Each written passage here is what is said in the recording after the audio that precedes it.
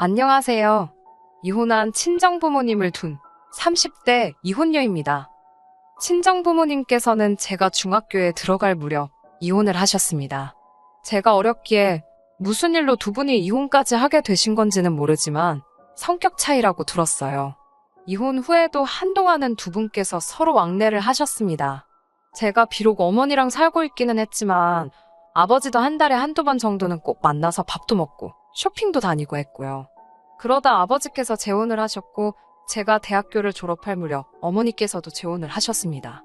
두 분 다 좋은 분을 만나서 새로운 인생을 꾸리고 계시고 저와 관계도 나쁘지 않아요.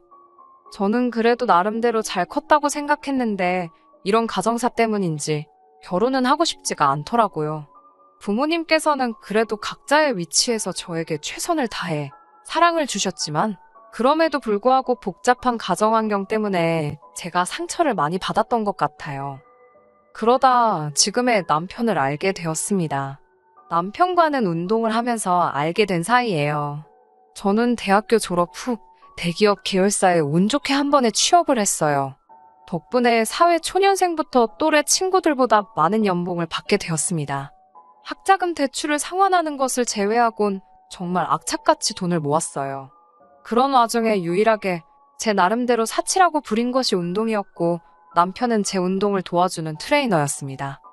남편은 처음부터 저에게 노골적으로 관심을 보이며 다가왔어요.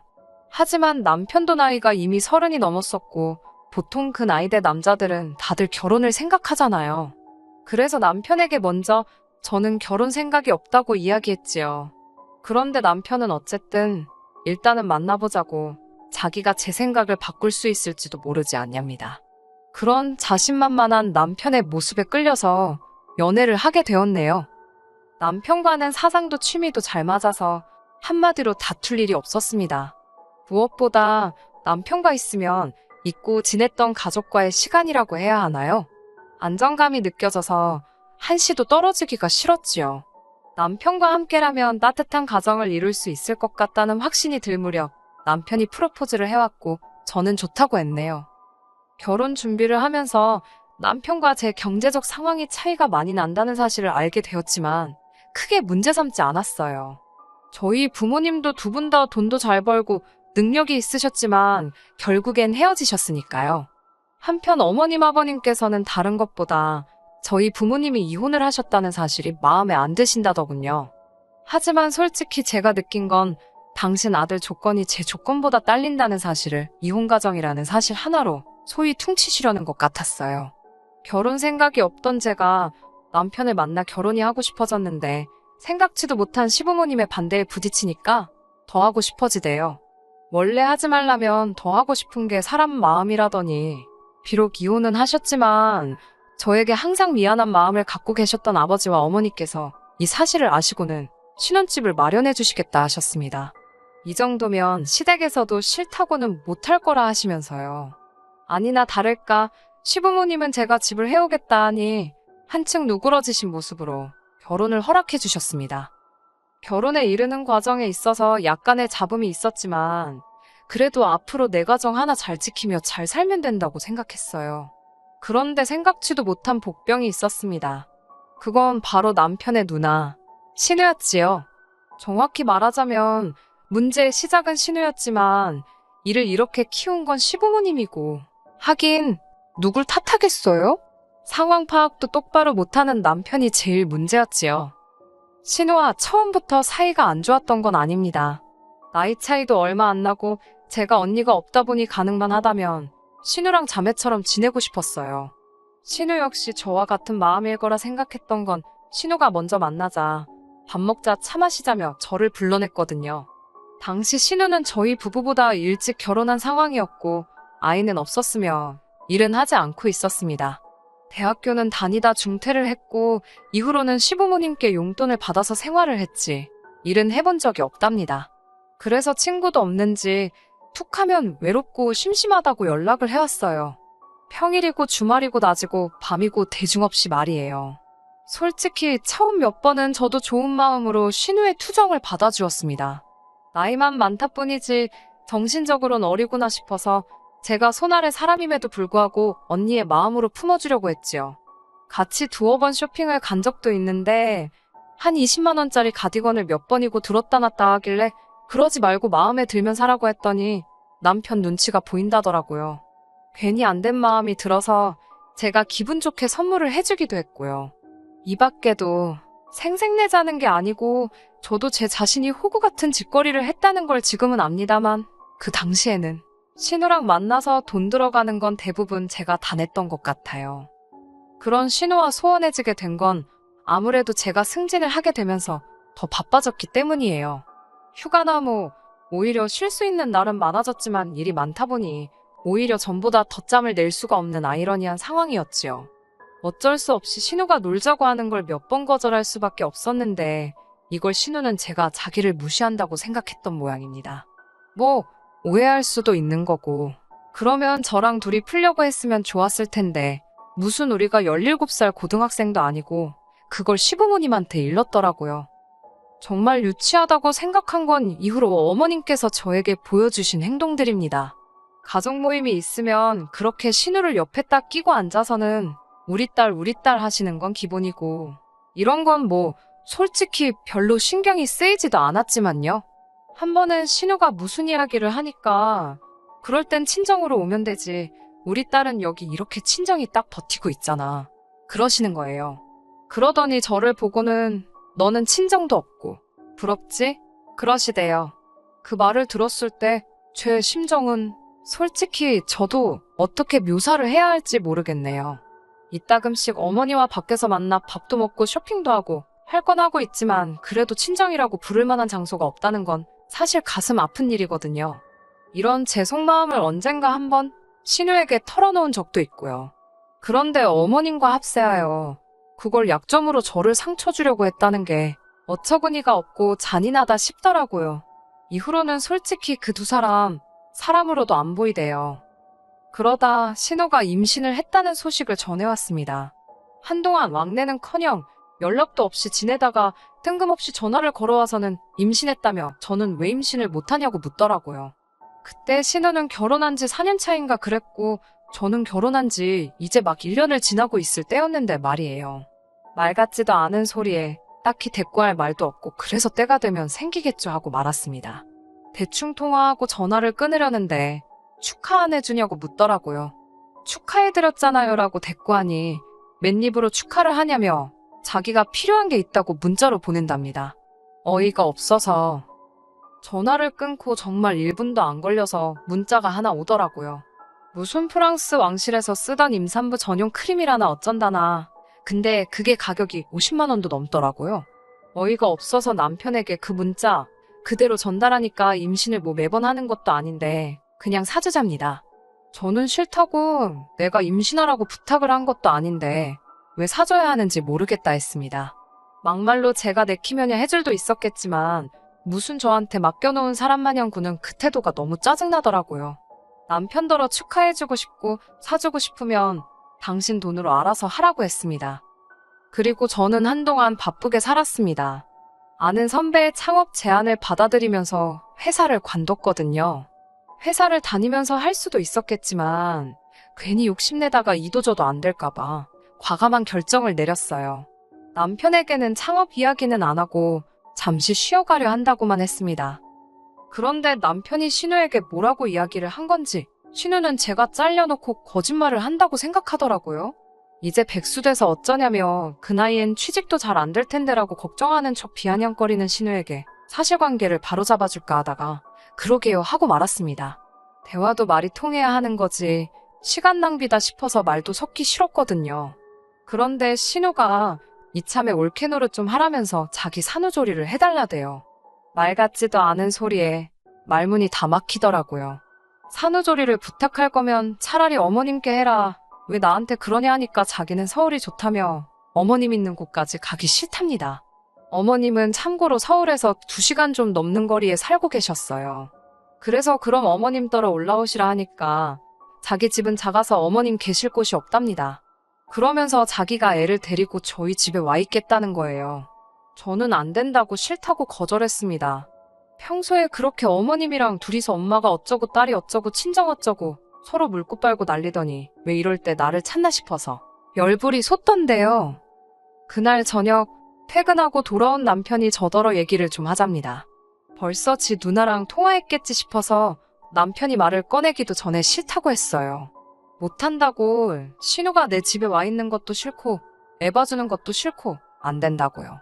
직장생활 10년 하고 이제 잠깐 재충전 좀 하려고 쉬는 건데 신우 산후조리 같은 소리 한다고 아주 그냥 남편한테 말할 틈도 안 주고 다다다다 쏴붙였어요. 그리고는 남편한테 이 집에 신우가 발 한 발자국이라도 들이는 순간 이혼인 줄 알라고 아주 강하게 선을 그었네요. 솔직히 이혼까지 생각한 건 아니었지만 적어도 이렇게 해놓으면 지들 멋대로 굴진 않겠지. 그렇게 생각한 거예요. 말을 3개 해놓은 덕분인지 결국 신우 남편이 집을 비워주고 그 집에서 어머님이 신우 산후조리를 해주셨습니다. 그런데 그 일로 인해 저를 진짜 무슨 꽃마냥 두고두고 싶더라고요. 그러던지 말던지 나랑 남편만 잘 살면 되지.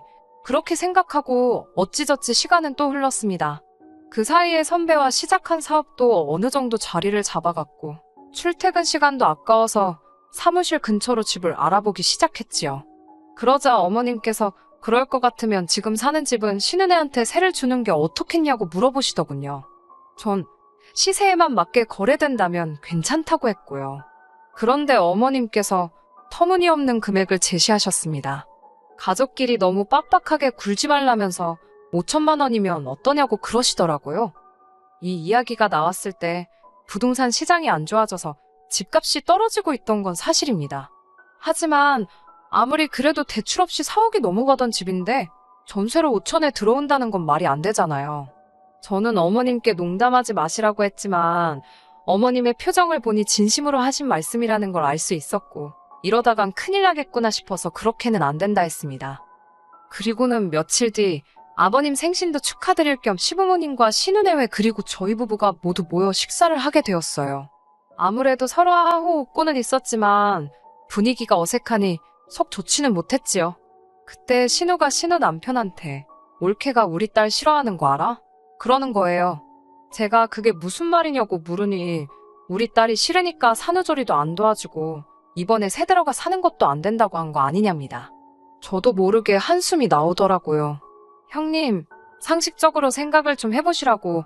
산후조리도 그렇고 전세도 그렇고 너무 억지 아니냐고. 아무리 여기 사람들이 다 형님 편이라고 해도 말이 되는 소리를 하시라고 써붙였어요. 그러자 아버님께서 저더러 잠깐 이야기 좀 하자며 절 밖으로 불러내시더군요. 아버님께서는 저더러 왜 자꾸 신우에게 모진 말을 하냐면서 아무리 신우가 못났어도 엄연히 제 윗사람인데 그렇게 말대꾸하는 건 보기 좋지가 못하다 하시더군요. 그리고 산후조리 때는 당신도 마음이 안 좋았지만 꼭 참으셨답니다.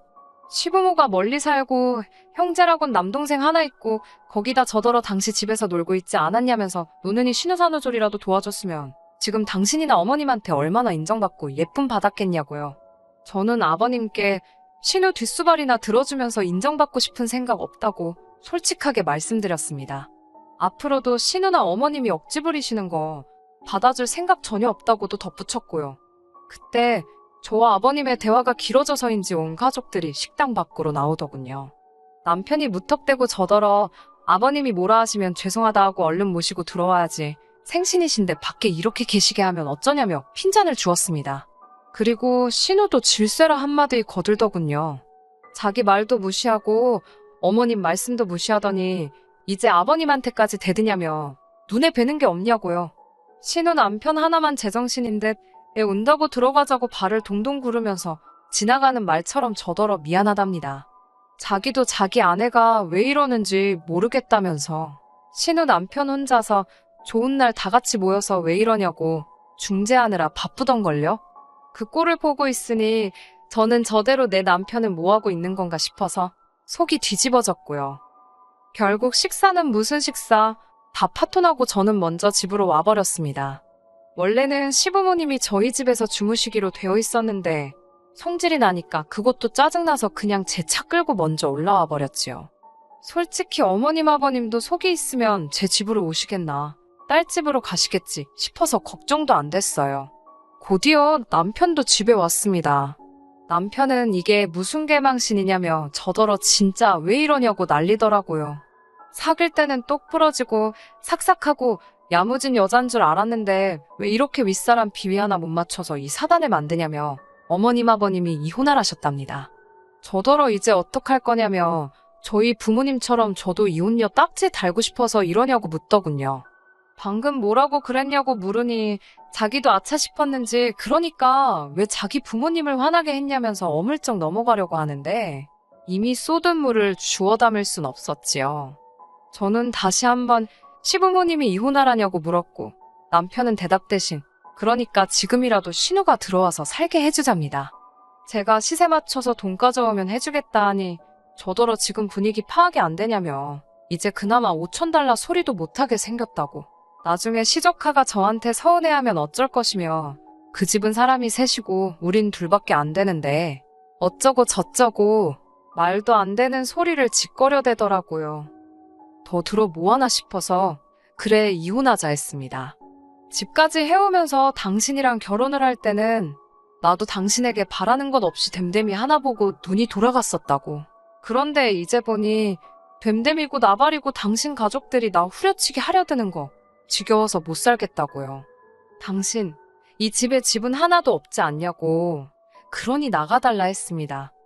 남편은 여기가 자기 집인데 어딜 가란 말이냐며 목소리를 높였지만 제가 친정아버지 부를 거냐고 일 크게 만들지 말자고 한마디 하니 바로 꼬리를 내리더군요.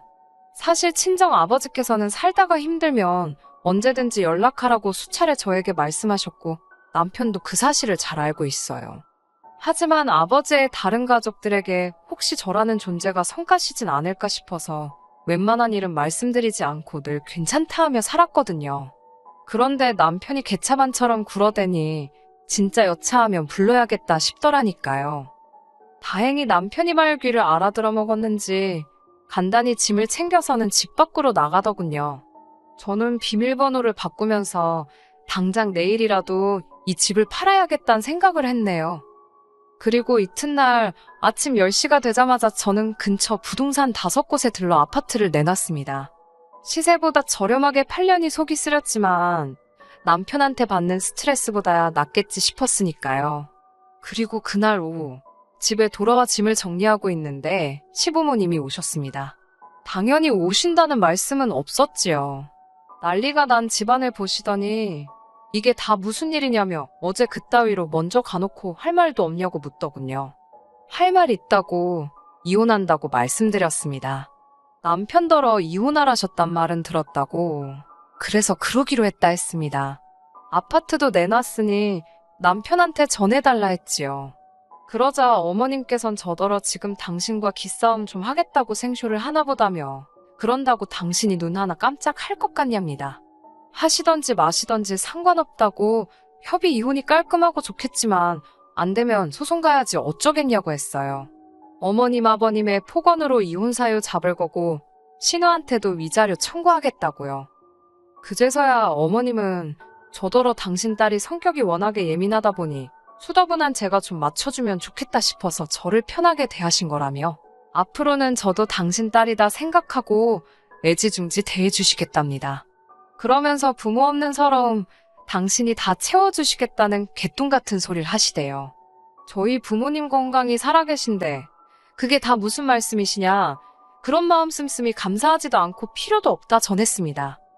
그리고는 결국 남편과는 협의 이혼을 하게 되었어요. 남편도 딴에 어디 가서 조사를 했는지 처음엔 소송 가자 아주 난리부르스를 쳤거든요. 그런데 어느 날 기가 푹 죽어와서는 협의로 하잡니다. 이래도 그만 저래도 그만 어차피 빈털털이 털어봤자 먼지나 나오고 말 그 주머니 관심도 없어서 그러자 했네요. 이후로 아파트 팔아서 그 돈 적금에 묶어버리고 저는 오피스텔로 들어가 버렸습니다. 남편이 혼수랍시고 채워넣었던 제 성에도 안 차는 그 가구들 신은혜로 보내줬고요. 남편에 대한 소문은 건너 들었는데 듣자 하니 시부모님네로 들어가나 보더라고요. 제 집이 지 집이다 생각하고 저랑 사는 동안 그나마 몇 푼 들고 있던 것도 야금야금 다 써버린 모양이다 싶대요.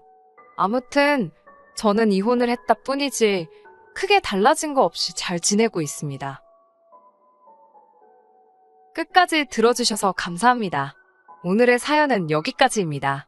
구독과 좋아요, 알람 설정 부탁드리고 더 좋은 사연으로 다시 찾아뵙겠습니다. 감사합니다.